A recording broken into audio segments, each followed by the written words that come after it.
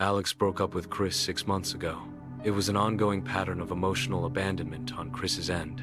Whenever Alex would tell him something that was bothering her, Chris perceived it as an attack, retaliated, then walked away or avoided the conversation entirely instead of hearing her out. When Alex finally broke up with him, Chris felt incredibly betrayed. He cut her off for a while, only responding to texts and refusing to meet in person for the first month, and then no contact at all for the last 5 months. Alex desperately asked him multiple times to get on the phone because she wanted to explain how she felt.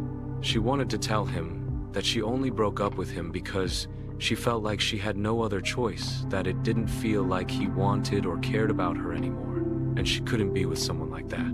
She hoped he'd tell her differently, but he just gave up and accepted it.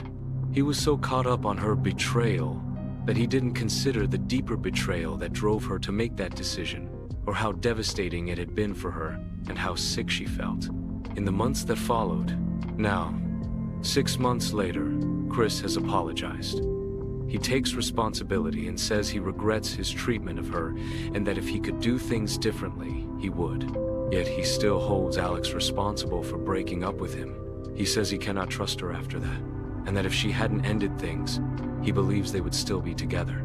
He claims Alex said really mean things after the breakup, and he can't unhear them. Even though all she did was call out his behavior and toxic coping mechanisms.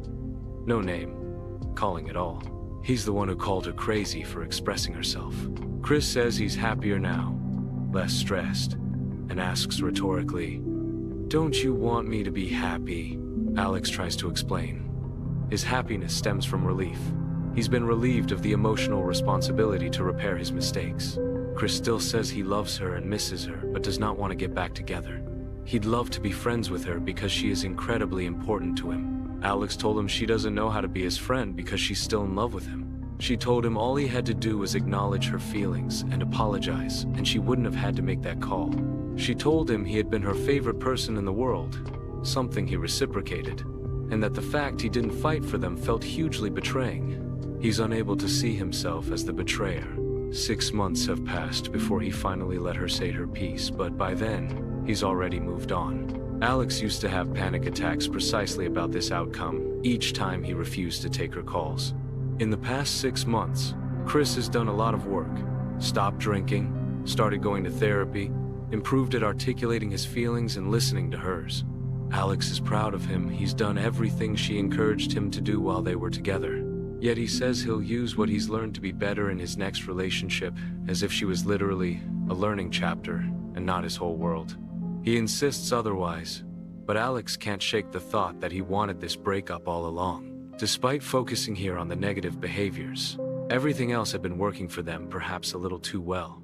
They acknowledged their compatibility in all areas except emotional intelligence, with Chris admitting he wasn't as emotionally skilled as Alex.